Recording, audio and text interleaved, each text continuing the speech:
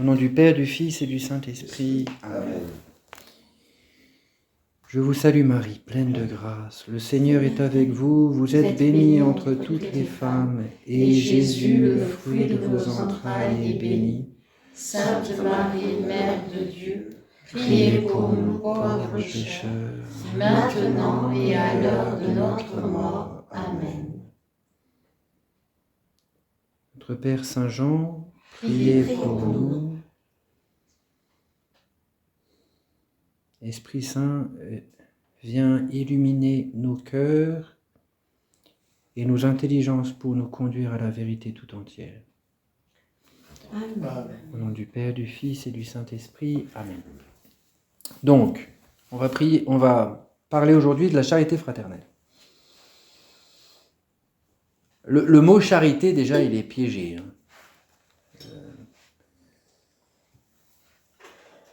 On pense aux organisations charitables, aux œuvres de charité, aux œuvres caritatives, comme si la charité c'était juste aider matériellement, exercer une miséricorde temporelle envers les personnes dans le besoin. Alors, ça peut être un acte de charité de faire ça, mais c'est juste un acte de charité. La charité, c'est pas que ça. C'est pour ça que le mot est un peu piégé. La charité, c'est d'abord l'amour dont Dieu nous aime, l'amour dont nous cherchons à l'aimer avec l'aide de sa grâce, et l'amour dont il nous demande de nous aimer les uns les autres. Donc, ça, c'est juste le cœur de notre vie chrétienne. Vous voyez ? C'est juste ce qu'il y a de plus important. Le chapitre 25 de Saint Matthieu, vous savez, le jugement dernier, ce que vous avez fait au plus petit d'entre les miens, c'est à moi que vous l'avez fait. Donc nous serons jugés sur la charité, sur un amour qui se concrétise dans des actes. Saint Jean de la Croix nous rappelle ça et dit « Au soir de cette vie, nous serons jugés sur l'amour ». On pourrait traduire ça en disant « Tout ce que nous faisons par amour a une valeur d'éternité. Tout ce que nous ne faisons pas par amour ne sert à rien. »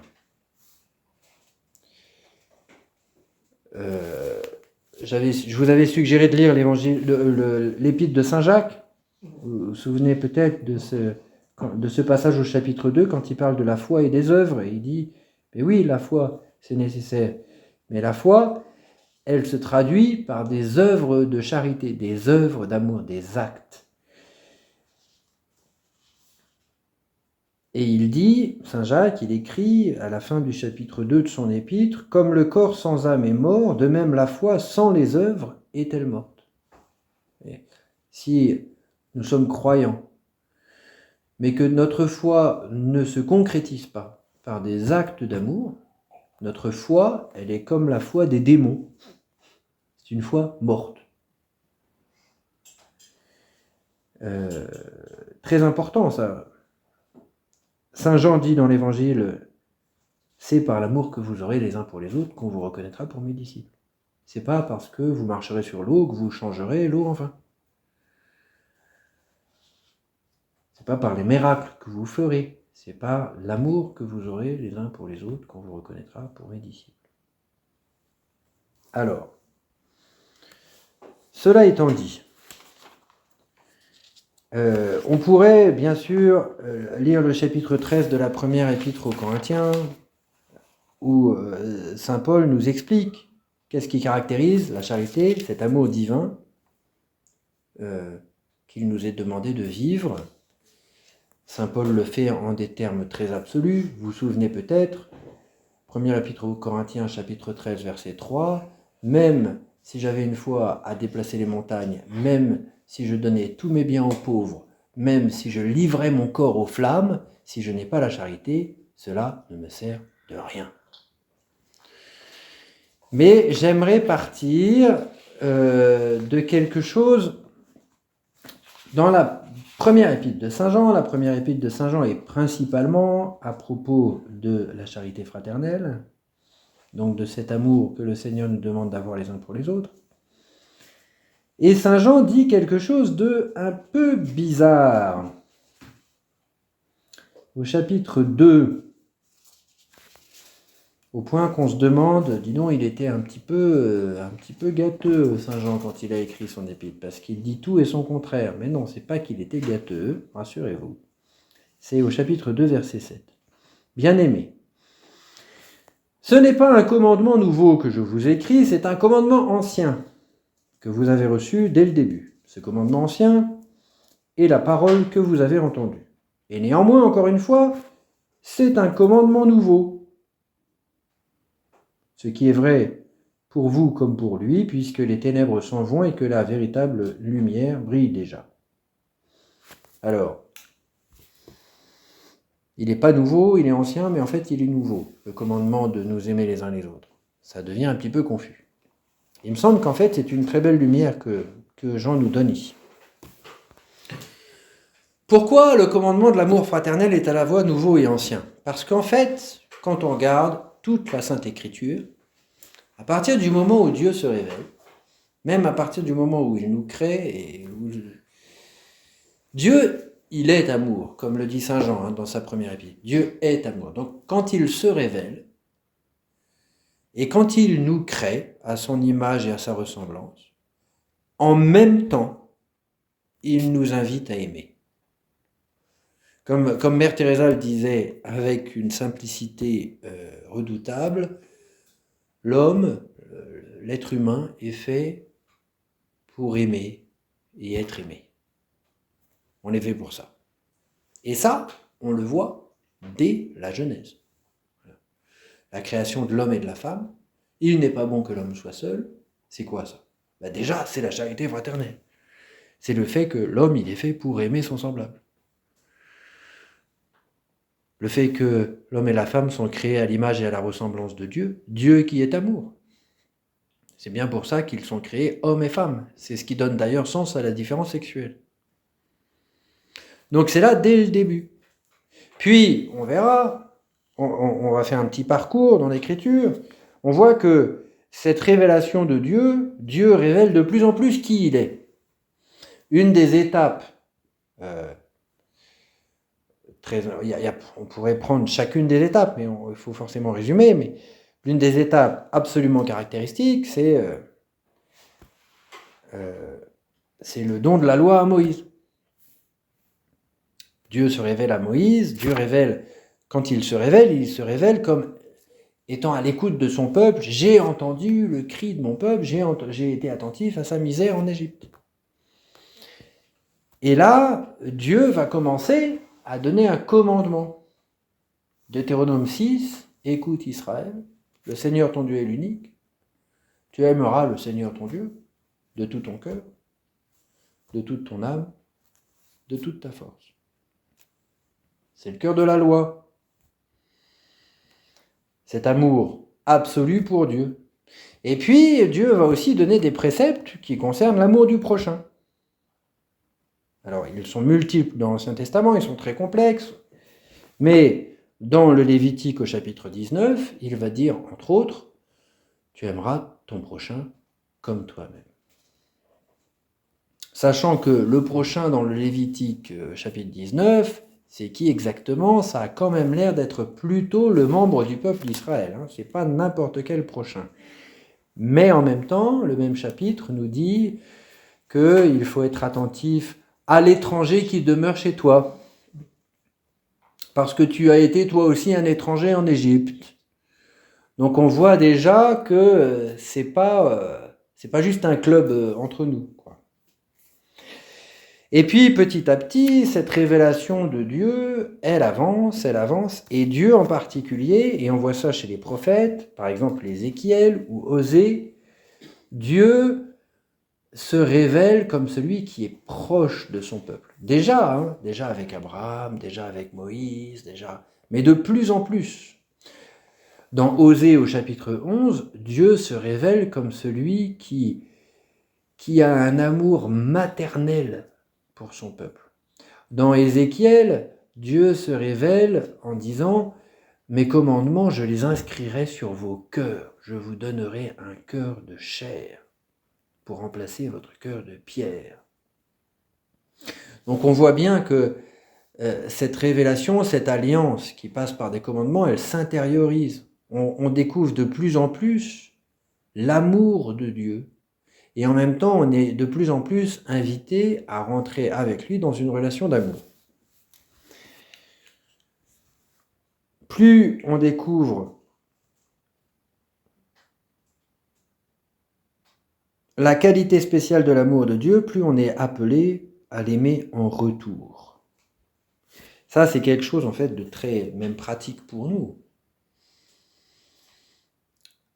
Il y a quelque chose d'un effort qui doit être fait par chacun d'entre nous et d'une découverte personnelle.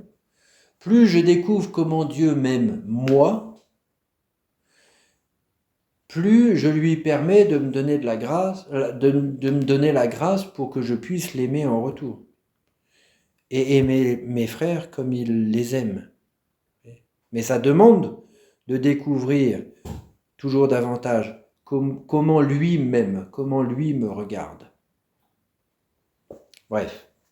Alors, on passe au Nouveau Testament. Vous savez bien que dans les évangiles synoptiques, il y a la question du scribe à Jésus. Quel est le plus grand commandement? Et il y a la réponse de Jésus.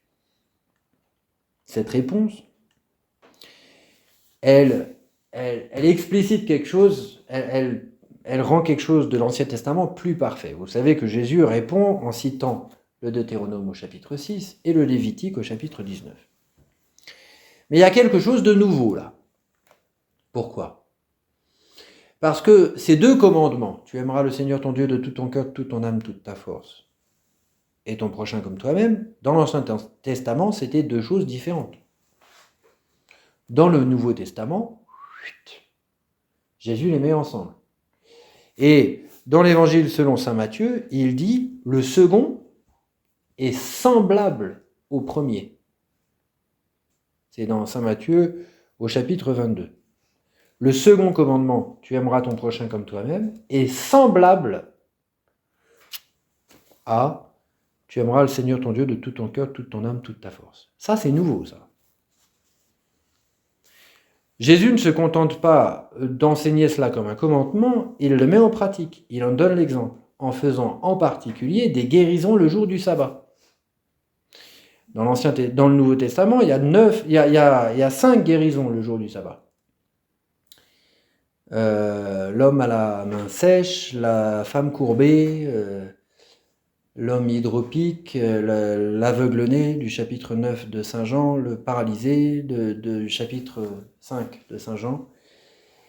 Et à chaque fois, ces 5 guérisons, qui sont faites le jour du sabbat, Jésus les fait de sa propre initiative. Habituellement, quand Jésus fait des guérisons, c'est parce que les gens lui demandent.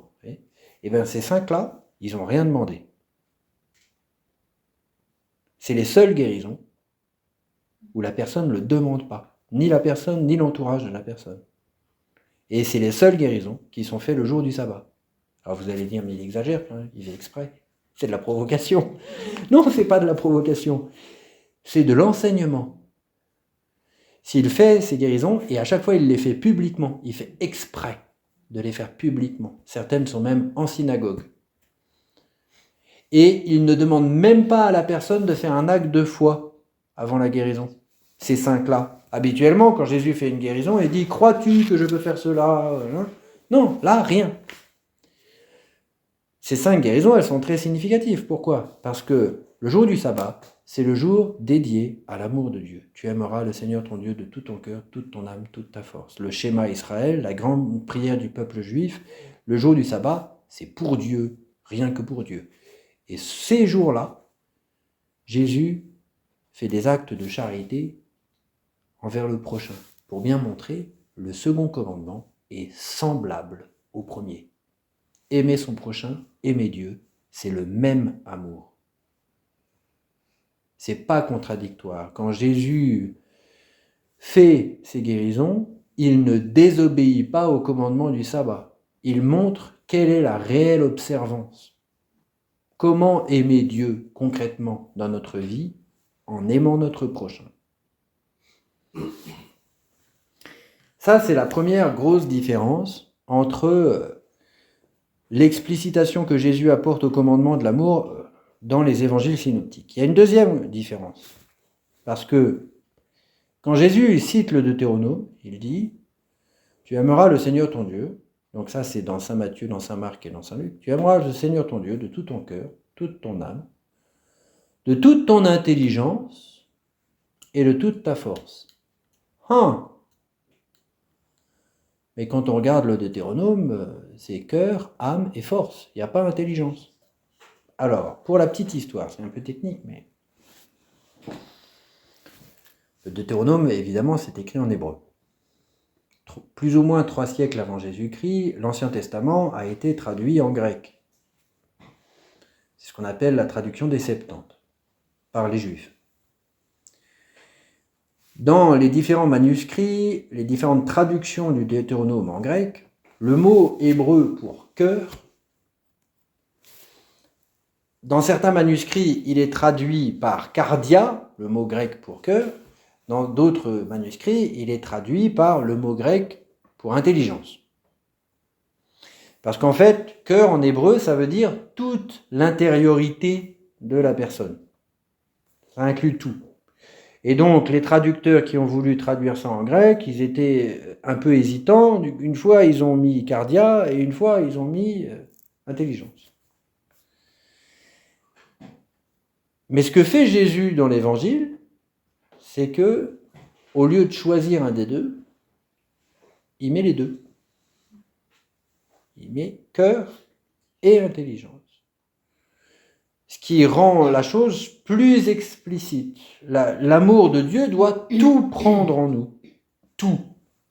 Pas simplement notre capacité d'aimer, même notre intelligence. Et Jésus rend ça plus explicite. Donc ça, c'est le pas nouveau qui est fait dans les évangiles synoptiques. Mais ce n'est pas le dernier pas. Puisque Jean, dans son évangile, se fait l'écho de quelque chose d'encore plus profond.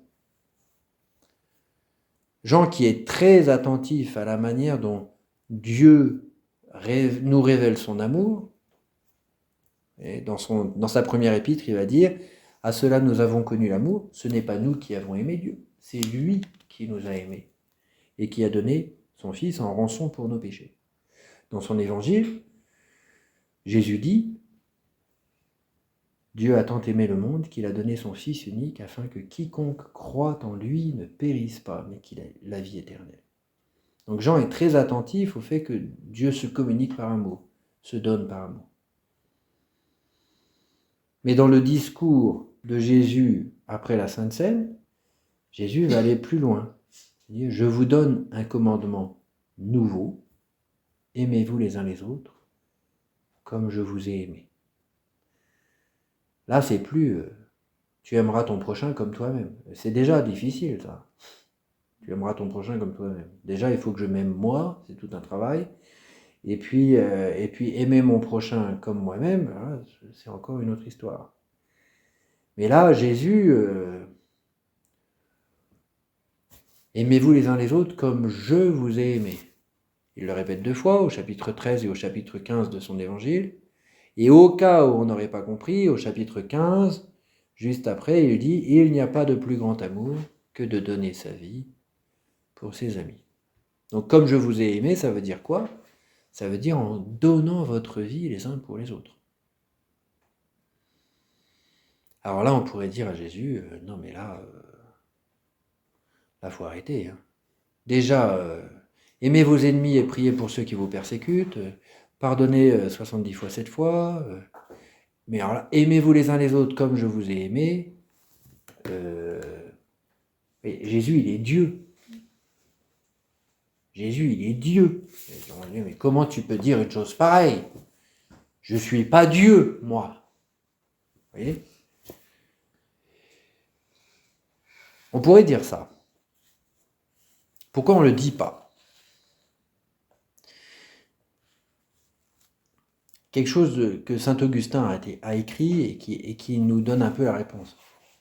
Saint Augustin, il s'adresse à Dieu en disant « donne ce que tu ordonnes et ordonne ce que tu veux. C'est-à-dire, si tu me commandes quelque chose, il faut que tu m'en donnes la grâce. Parce que sinon, moi... Mais si tu m'en donnes la grâce, alors tu peux commander ce que tu veux. Et c'est exactement ce que Jésus fait dans sa passion. Non seulement il donne un commandement, mais il nous donne l'Esprit Saint. C'est l'Esprit Saint qui jaillit du cœur de Jésus à la croix. C'est l'Esprit Saint qu'il donne à ses apôtres à la résurrection. Recevez l'Esprit Saint. Il souffla sur eux et leur dit, recevez l'Esprit Saint. L'Esprit Saint, c'est l'amour de Dieu. C'est pour ça que saint Paul dira, dans l'Épître aux Romains, chapitre 5, verset 5, « L'espérance ne déçoit pas, parce que l'amour de Dieu a été répandu dans nos cœurs par l'Esprit Saint qui nous a été donné. » Très important ça, et concrètement, dans notre vie, ça veut dire que pour aimer mes frères et sœurs de charité, pour les aimer comme Jésus les aime, déjà il faut que je fasse un acte de foi. Il faut que je fasse un acte de foi sur le fait que Jésus me donne son Esprit Saint, me donne la capacité d'aimer les autres comme il les aime. Et ça demande une conversion. Pour les aimer comme il les aime, il faut déjà que je commence par les regarder comme il les regarde. Et ça c'est un gros travail de conversion. Ça. Parce qu'on sait bien c'est tellement plus facile de regarder chez les autres ce qui nous paraît être des manquements, des défauts, ce qui nous irrite, et que pour découvrir en l'autre, que ce soit un ami, un ennemi, quelqu'un qui me laisse indifférent, pour découvrir en l'autre l'enfant bien-aimé du Père, j'ai besoin d'un regard de foi. J'ai besoin de l'assistance de l'Esprit Saint. Mais c'est important parce que c'est ça qui me permet d'entrer dans cet amour qui n'est pas juste le fruit de mes efforts. Vous voyez, Jésus, il n'a pas dit « Je vous donne un commandement nouveau, soyez gentils les uns avec les autres ». Essayer d'être gentil, je peux essayer. Vous voyez, je peux y arriver par moi-même. Je vais essayer d'être gentil. Mais non. Aimez-vous les uns les autres comme je vous ai aimé. C'est beaucoup, beaucoup, beaucoup plus que... Enfin, c'est bien d'être gentil, hein, mais ça suffit pas. Quoi. Il faut se rendre compte du côté abyssal du nouveau commandement. Il faut s'en rendre compte. Pour s'en rendre compte qu'en fait, nous en sommes incapables par nos propres forces. Parce que sinon, la tentation, c'est d'essayer de vivre notre vie chrétienne à la mesure de nos petites vertus, de nos petites capacités humaines. Et ça donne quelque chose de gentil, mais, vous voyez, qui tourne court très très vite. C'est pour ça que la charité, c'est un mystère. L'amour dont Dieu nous aime, l'amour dont il nous fait don par le don de son Esprit Saint pour que nous aimions les uns les autres comme il nous a aimés.